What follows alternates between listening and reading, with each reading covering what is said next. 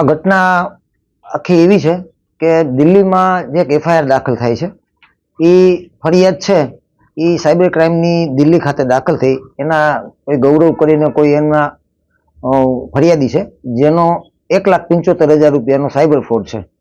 આ સાયબર ફ્રોડની ફરિયાદમાં દિલ્હી પોલીસે અહીંયા 3 કે 4 દિવસથી સાદા ડ્રેસમાં હતી કેશોદ પોલીસને કોઈ પ્રકારની જાણ કર્યા વગર ગઈકાલે સવારના વહેલા 6 વાગે જે યશ કરીને આરોપી જે છે, યશ જયેશભાઈ હિરપરા, એમના ઘરે પાર્સલ આપવાના બાને સાદા ડ્રેસમાં 3 પોલીસ ગઈ અને ત્યાં જઈ અને આ છોકરાને ટોર્ચર કર્યું. ત્યાર પછી એના ઘરમાંથી જે એની બેનના લગ્ન માટેના સોનાના દાગીના હતા, ઘરમાં રોકડ રકમ હતી, આમાં ટોટલ 42 તોલા સોનું અને 22,18,000 રૂપિયા રોકડા આ દિલ્હી પોલીસે 1,75,000 ફ્રોડના ગુનામાં એવડી મોટી રકમ છે એ કબજે કરી. આ કબજે કર્યા પછી ખરેખર એને કેશોદ પોલીસને ભેગી રાખવી હતી, તો એને ક્યાંય કેશોદ પોલીસને ભેગી ન રાખી. આ મુદ્દામાલ પોતે સીલ કર્યો અને નામદાર કોર્ટમાં આજે 2 આરોપીને રજૂ કરવામાં આવ્યા, જેમાં એક યશ અને એક બીજો આરોપી, 2 આરોપીને રજૂ કર્યા. જેમાં નામદાર કોર્ટને એક વકીલ તરીકે રજૂઆત મેં કરી કે આ લોકોએ જે મુદ્દામાલ કબજે કર્યો છે એ મુદ્દામાલ 1,75,000ના ગુનામાં સમથિંગ 85 લાખ રૂપિયા જેવો આસપાસ મુદ્દામાલ કબજે કર્યો છે. તો CRPCની જોગવાઈ અને BNSની જોગવાઈ એ પ્રમાણે આ મુદ્દામાલ છે એ એના જેટલો ક્રાઇમ થયો છે એટલો મુદ્દામાલ ખરેખર એને લઈ જવાનો હોય, સીલ કરવાનો હોય. બીજો મુદ્દામાલ છે એ કેશોદ પોલીસ સ્ટેશનના હવાલે કરવો જોઈએ. જે મુદ્દામાલ શંકાસ્પદ બાબતનો હોય, યોગ્ય બિલ મળે ત્યારે કેશોદ પોલીસ છે એ સોંપે અથવા એના ઉપર ગુનો દાખલ કરે. આ આખી બાબત છે એ કેશોદ પોલીસને સંલગ્ન છે.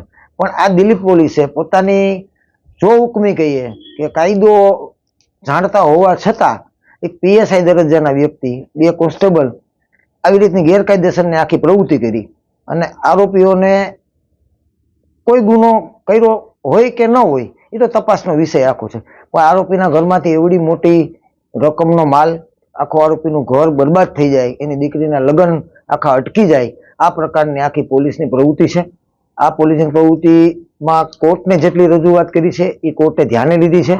ત્યાર પછી પણ અમારી આગળની વાત એવી છે કે આ કામને હાઈકોર્ટ સમક્ષ રજૂ કરીએ, દિલ્હી હાઈકોર્ટ સમક્ષ પણ કરીએ અને ગુજરાત હાઈકોર્ટ સમક્ષ પણ કરીએ. કારણ કે આખી પ્રવૃત્તિમાં જેટલો મુદ્દામાલ હોવો જોઈએ, રિકવર કરવો જોઈએ, જેટલો સીલ કરવો જોઈએ, એને બદલે તમામ મુદ્દામાલ છે એ અત્યારે પોલીસ લઈ અને અત્યારે દિલ્હી જવા રવાના થઈ ગઈ છે. આખી પ્રક્રિયા જોતા આ બંને છોકરાઓને, જે બંને આરોપી બનાવ્યા છે તેને અન્ય ગુનાઓમાં ફિટ કરે એવી પણ શક્યતાઓ છે. કારણ કે મુદ્દામાલ ગઈકાલનો જે મુદ્દામાલ બતાવતા હતા એ 18 લાખ રોકડ બતાવતા હતા, પછી અમે માથે રહ્યા એટલે એના 22 લાખ ને 18,000 રૂપિયા થયા. સોનામાં પણ એવી રીતનું શંકાસ્પદ પ્રવૃત્તિ આખી પોલીસે કરી છે. આ બાબતની આખી પ્રક્રિયાઓ છે એ પોલીસે જે નીતિ નિયમ પ્રમાણે કરવાની થતી હતી એ પ્રમાણે કાંઈ વસ્તુ કરવામાં આવી નથી.